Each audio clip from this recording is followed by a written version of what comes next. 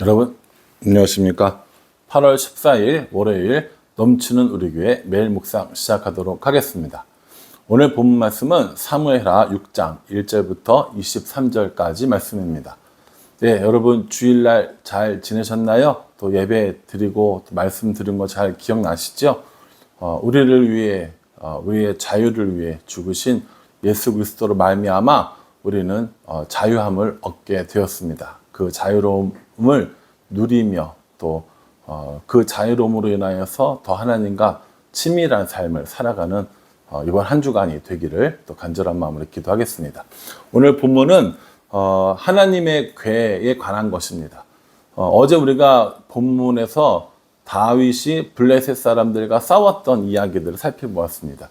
나라를 통일을 하고 이제 그 나라가 안정화 시기에 접어들려고 하는 그 찰나에 블레셋이 와서 공격을 했고 이 두 번의 큰 전투에서 다윗은 승리하게 됩니다. 그리고 나서 다윗이 무슨 일을 했냐면 하나님의 궤를 다윗성으로 옮기려고 합니다. 자기가 거주하고 있는 곳으로 옮기려고 하는 것이죠. 그럼 하나님의 궤가 무엇이냐? 하나님의 궤라는 것은 성막 안에 있는 하나님의 임재가 있었던 그 궤를 말하는 겁니다. 법궤라고도 하고 하나님의 궤라고도 이야기하는 것이죠.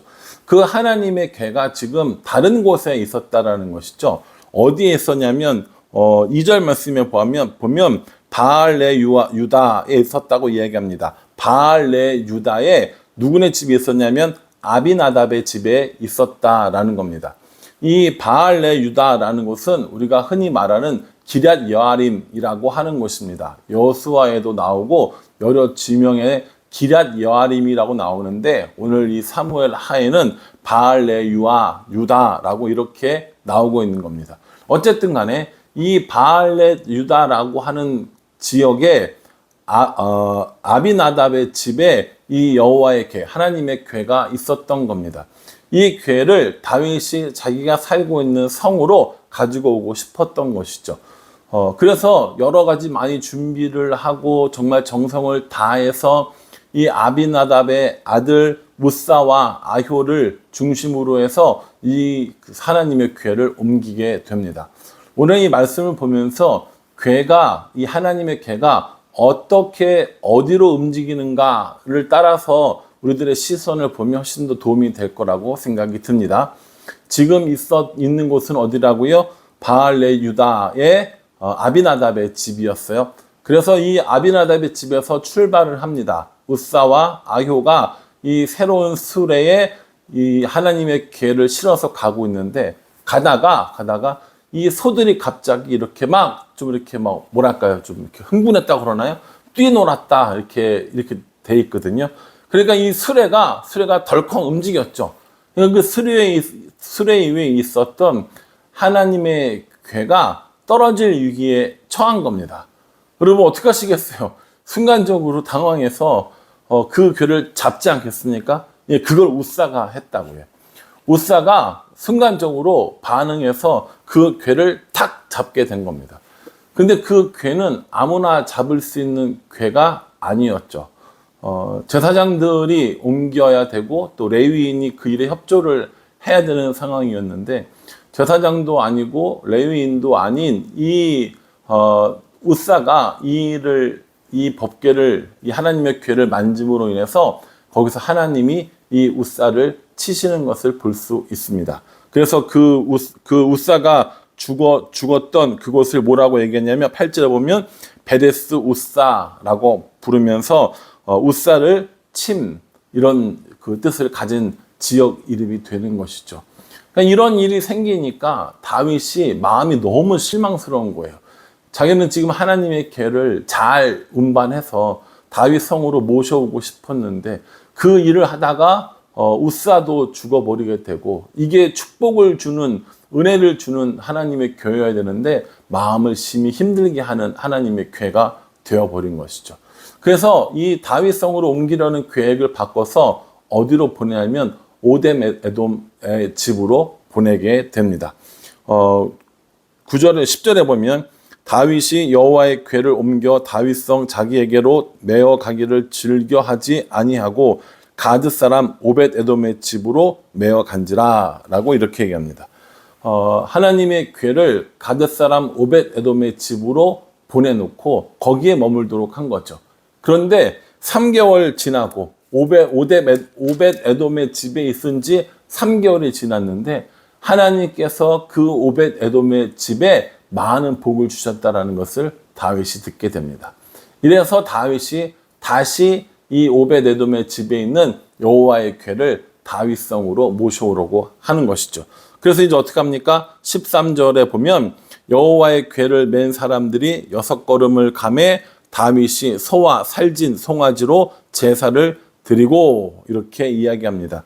여호와의 궤를 맨 사람들이 서로 운반하지 않고요. 이제 사람들이 궤를 매서 6걸음을 움직였는데 아무 일도 일어나지 않는 거예요. 그러니까 다윗이 그때 이제 이 여호와의 궤를 옮길 수 있겠구나 하는 마음으로 기뻐하며 춤을 추며 그 여호와의 궤를 하나님의 궤를 다윗성으로 옮기게 되었더라 라고 이렇게 얘기합니다. 15절에 보면 다윗과 온 이스라엘 족속이 즐거이 환호하며 나팔을 불고 여호와의 궤를 메어오니라 라고 이렇게 이야기하고 있습니다.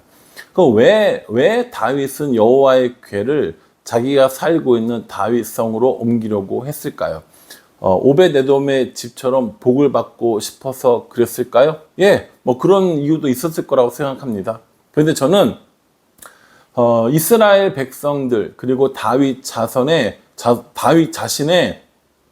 존재의 이유 그리고 자기들이 잘됨과 번성할 수 있는 방법이 다른 것에 있지 않고 하나님과 함께 있어야 가능하다는 것을 다윗이 알았기 때문이라고 생각합니다. 그래서 그 당시 하나님의 임재의 상징이었던 이 하나님의 궤를 자신이 살고 있는 다윗성으로 가지고 오려고 했던 거죠. 다윗은 자신이 승리할 수 있는 비결 또 앞으로 이스라엘 나라가 부흥할 수 있는 비결이 바로 이 여호와의 궤에 있다라고 생각했습니다. 그런데 여러분 여기서 중요한 게 있어요. 여호와의 궤 자체가 중요한 게 아니라 하나님의 임재를 구한 그 다윗의 마음이 귀했다는 겁니다. 그 궤 자체가 능력 있는 것이 아니라 그곳에 임한 하나님이 은혜를 주시는 분이라는 것을 알고 있었다는 것이죠. 수많은 사람들이 교회를 다닙니다. 교회를 다니는 행위 자체가 중요한 게 아니라 교회에 와서 예배를 드리고 교회에 와서 사역을 하고 교회에 와서 봉사를 하면서 그 어떤 우리의 공로를 쌓고 우리의 의를 만드는 것이 아니라 교회에 오고 예배를 드리고 봉사를 하고 사역하는 것이 하나님과 교제함의 결과여야 된다라는 걸 우리에게 보여주고 있다고 저는 생각합니다. 다윗은요, 이 궤 자체에 능력이 있다고 생각한 게 아닙니다. 하나님과 함께 있고 싶었고 하나님의 인재를 경험하고 싶었고 그래서 그 하나님의 인재의 상징인 이 여호와의 궤를 자신의 성으로 가져오려고 했다라고 저는 생각합니다. 여러분 때로 우리 그 성경책이나 혹은 무슨 목걸이나 뭐 이런 것들을 좀 의미를 가지고 거기에 하나님의 임재가 있는 것처럼 생각하고 행동할 때가 있어요. 또 강대상도 마찬가지입니다. 그 강대상 위에 올라가는 일을 옛 어른들은 참 어려워하고 힘들어 하셨습니다. 저 그 마음을 모른다는 거 아닙니다. 그리고 그 정성을 모른다는 것 아닙니다. 그러나 하나님의 임재는 그 강대상에만 있는 것 아니고요. 성경책 자체에 있는 것도 아니고 십자가 목걸이 자체에 있는 건 더더욱 아닙니다. 하나님은 우리 가운데, 우리 마음 가운데, 우리 영혼 가운데 임재하시고 우리와 함께 하시는 분이라는 사실을 기억할 필요가 있습니다. 그래서 여호와의 궤를, 하나님의 궤를 다윗성으로 가지고 오려고 했던 이 다윗의 마음은 여호와의 궤 자체가 아니라 하나님과 동행하고 하나님의 임재를 경험하려는 그 마음 때문이었다라고 생각합니다. 온 백성이 이 일을 기뻐했어요. 한 사람만 빼놓고. 그게 누굽니까? 사울의 딸 미갈입니다. 되게 안타까운 건 이 다윗의 아내거든요. 그런데 이 다윗의 아내라고 미갈을 소개하지 않고 사울의 딸이라고 소개하고 있는 겁니다. 물론 옛날에는 아버지의 누구누구 아버지, 뭐 누구누구 어머니 이런 식으로 많이 소개를 했지만 적어도 여기서 이 왕비의 자리에 있는 미갈을 소개할 때 사울의 딸이라고 소개한 건 앞으로 일어날 비극을 이야기하고 있는 것과 다를 바 없습니다. 그 비극이란 무엇입니까? 바로 모든 사람이 즐거워할 때 미갈은 내려다보며 다윗을 업신여겼던 그 마음입니다. 온 백성이 기뻐했어요. 그러나 미갈은 왕 체면에 아니 옷이 벗겨지도록 저렇게 어떻게 춤을 출 수 있어? 라고 생각했던 것이죠. 여러분 정말 중요한 건 체면이 아닙니다. 정말 중요한 건 하나님이십니다. 우리가 때로는 체면 때문에 무엇인가를 하지 못하고 또 우리가 가지고 있는 무언가를 지켜내고 싶어서 하나님을 섬기는 일을 하지 못할 때가 있거든요. 오늘 성경은 체면보다 더 중요한 하나님, 자존심보다 더 중요한 하나님을 이야기해 주고 있습니다. 왕비라는 자리가 높아봐야 얼마나 높겠어요. 왕이라는 자리가 높아봐야 얼마나 높겠습니까? 하나님 앞에서 아이처럼 뛰어놀고 아이처럼 찬양하고 아이처럼 기뻐했던 그 다윗의 마음을 안타깝게도 미갈은 이해하지 못했다라는 겁니다. 사랑하는 성도 여러분, 우리도 때로는 미갈 같을 때가 있습니다. 얼마나 잘하나 보자. 저게 뭐야? 체면도 채신머리 없이 이런 이야기들을, 이런 생각들을 할 때가 있지 않습니까? 하나님을 향한 마음이라면 그 마음이 귀하고 소중한 거라면 우리가 우리의 마음을 따라 그 사람, 그 일을 보는 것이 아니라 하나님의 마음을 가지고 보면 얼마나 좋을까라는 생각을 한번 해보았습니다. 교회 사역을 하다 보면 때로는 저게 맞나? 저게 정말 옳은가? 라고 나 자신이 판단할 때가 있는 거죠.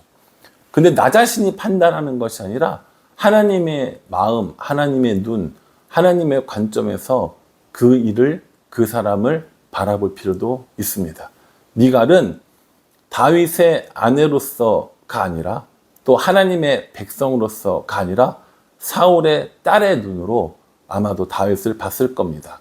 그래서 다윗을 업신여기고 체면 없는 사람이라고 이야기했는지도 모르겠습니다. 사랑하는 성도 여러분, 우리가 하나님을 믿고 예수님을 전하는 일에 혹여나 하나님의 마음, 하나님의 눈이 아니라 나의 생각, 나의 판단으로 무언가를 혹은 누군가를 보고 있는 것은 아닌지 한 번쯤 생각해 볼 필요가 있습니다.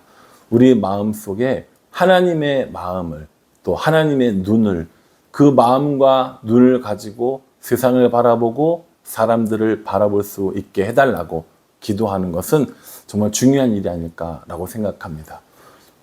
하나님의 임재를 구하기 위해 어려운 과정을 통과하면서 다윗성으로 하나님의 궤를 운반했던 다윗, 그리고 그것을 못마땅해 하며 업신여겼던 미갈의 모습을 통해서 우리가 어떤 눈으로, 어떤 마음으로, 어떤 삶의 자세로 세상을 살아가야 하는가를 비교해서 볼 수 있지 않나라고 생각합니다. 여러분, 이건 제 묵상이고요. 여러분들을 또 여러분 나름대로 묵상하셔서 하나님께서 우리에게 주시는 바, 그 은혜를 따라 오늘 하루를 살아갈 수 있기를 주님의 이름으로 축복합니다. 기도하겠습니다. 하나님, 법궤가, 하나님의 궤가 옮겨지고 있습니다. 아비나답의 집에서 또 오벳에돔의 집에서 다윗 성으로 옮겨집니다. 다윗은 이 일을 사모하였고 또 기도하였고 기뻐하였습니다. 미갈은 그렇지 않았습니다.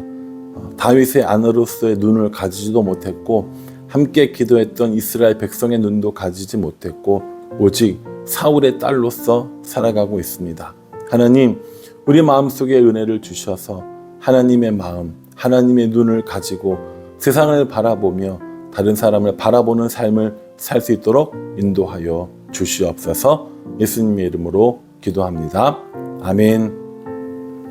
예, 여러분 오늘 하루도 말씀 가운데 승리하시고요. 청년부 수련회가 계속 진행 중에 있습니다.